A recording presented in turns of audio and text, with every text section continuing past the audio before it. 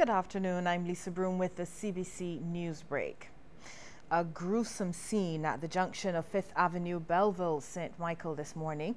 At about 8 o'clock, a bicyclist, 51-year-old Clement Alexander of West Terrace Gardens, was hit by a vehicle and pinned on a wall outside of a nearby business. That vehicle was driven by Marlene Jemmett of Welch's St. Thomas. Alexander was pronounced dead at the scene and is Barbados' 12th road fatality for the year. CBC cameraman Trevor Murray captured this footage before being instructed by police to stop filming the accident scene as lawmen carried out their investigations.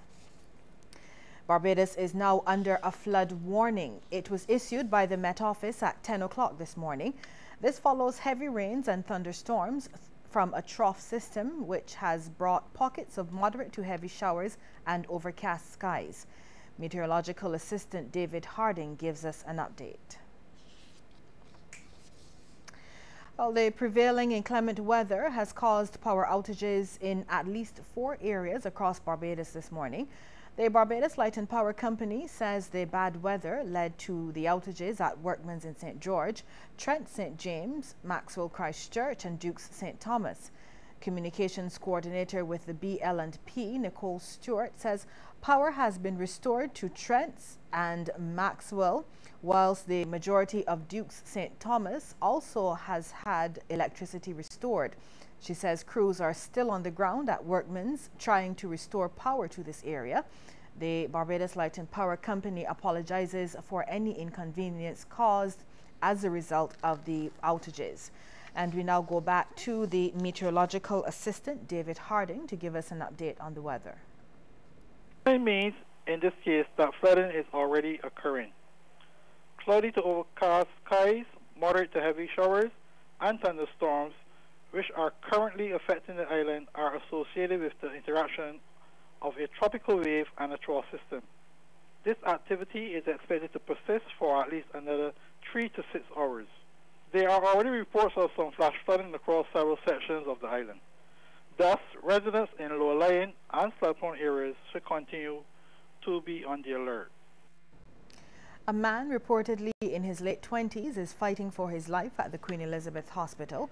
This after receiving multiple gunshot wounds while at Happy Cot Road Bank Hall. Police reports suggest the incident occurred sometime this morning. The man, whose name is being withheld, was taken to hospital in critical condition and is undergoing surgery. Police are investigating the incident. The Bulgarian woman held at the airport earlier this week with cocaine has been remanded to prison at Dodds. Police say 28-year-old Nikolina Slavova pleaded not guilty to possession of 3 kilograms of cocaine when she appeared at the District B Magistrates Court yesterday. Slavova arrived from St. Vincent on Tuesday and was in transit awaiting a flight to London. Lawmen took her to the Oistins police station where they searched her luggage and found the drugs in a false compartment. Slavova is expected to reappear at the District B Magistrates Court on October 2nd. In other news now, a call has been made for peace to reign on the island and to stop the violent killings. This from Secretary of the Non-State Reparations Commission, Inc., Reverend Buddy Larrier, as he was speaking at a press conference at the Regency Cove Hotel. Reverend Larrier says on September 21st, the International Day of Peace, the Commission will launch the Bridgetown City of Peace in Bay Gardens, Oistins.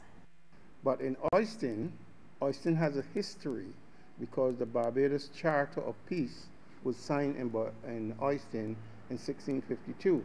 And in Oistin recently we had, in recent times, we had something like 3 murders.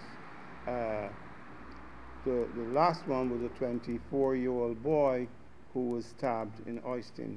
So this initiative is to bring the whole issue of violence and crime, and in particular the killing, to the forefront. Vice Chair of the Commission, Herman Lowe, says there's a need for healing. Mr. Lowe says he's realized the severity of the problem after returning from Ghana as part of reparations events in the United Kingdom. Healing can be brought to this nation, particularly to the youth who are restless, who are very restless and influenced by the whole Western way of living, which is incompatible with the African DNA. And this is why we see the youth reverting to a lot of reckless violence and this kind of stuff. It is part of the society in which we live. So we are saying that there are solutions there. Some employers are finding themselves in the wrong when they try to dismiss workers because they're failing in the area of procedural fairness. This is according to Wayne Sobers, Labour Officer with the Labour Department. Mr. Sobers made the comment during a breakfast session on the Employment Rights Act hosted by the Human Resource Management Association of Barbados, or HRMAB. Unfortunately, many employers have not yet got the hang of the procedural fairness.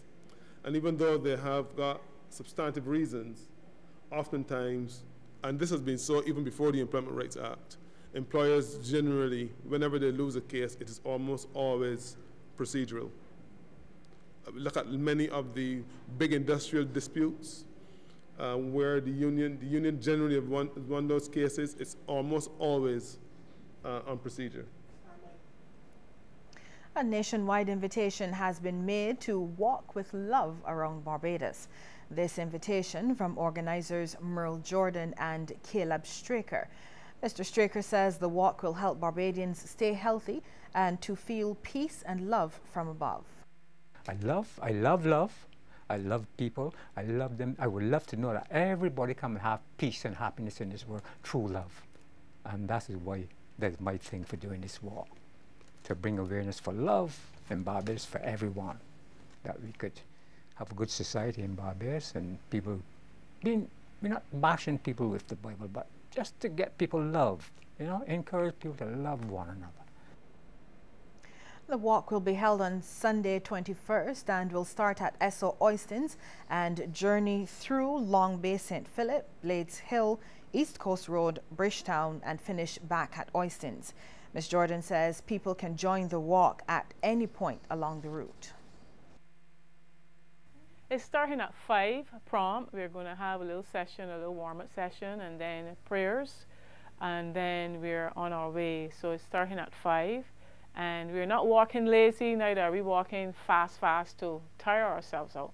But as I said, we're going to be walking with a purpose, and that purpose is to know that we're going around the island. The horizon on most of the walk is our guide.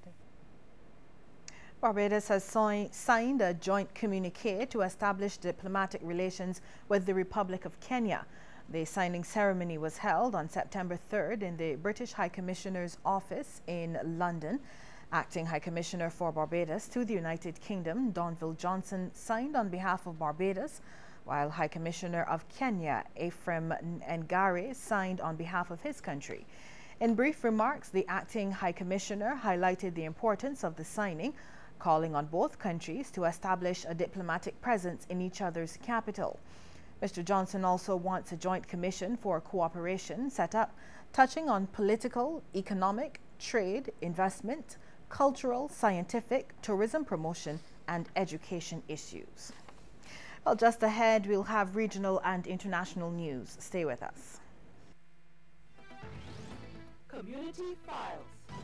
Come to the Barbados Agricultural Development and Marketing Corporation's Farmers Market under the theme Grow Local, Buy Local. It will be held on Friday, September 26 from 7 a.m. until 6 p.m. at Fairy Valley Christchurch next to DHL. A variety of local fresh vegetables, herbs and fruits, as well as meats, ground provisions, fresh milk, eggs and fish will be available. There will also be an assortment of agro-processed products. Local craft, jewelry, clothes, plants and flowers will also be on sale, as well as Bajan dishes.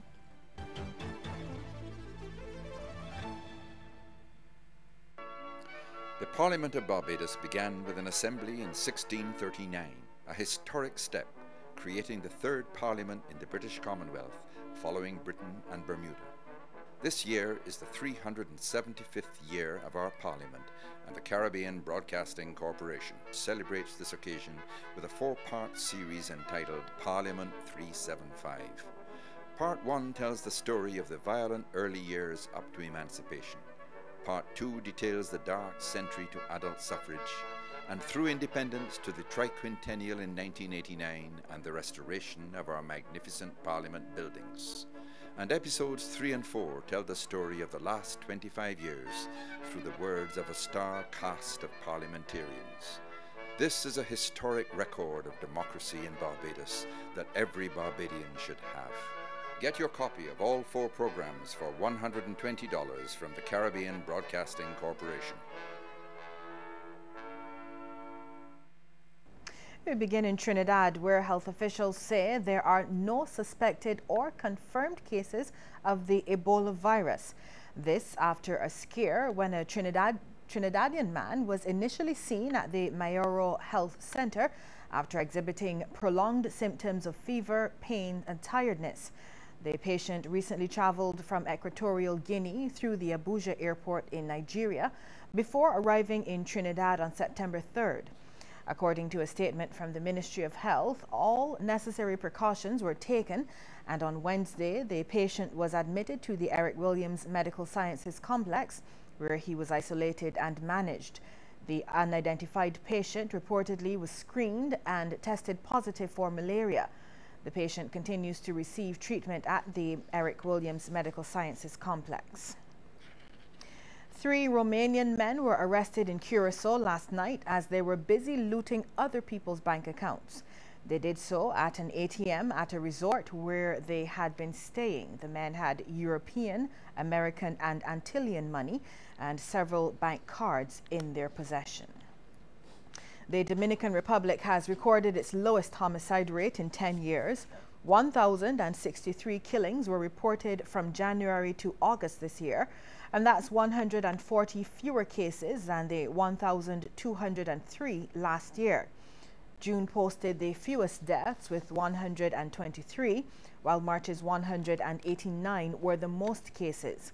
Most homicides were reported in the provinces with the highest populations, such as Santo Domingo, the National District, and Santiago.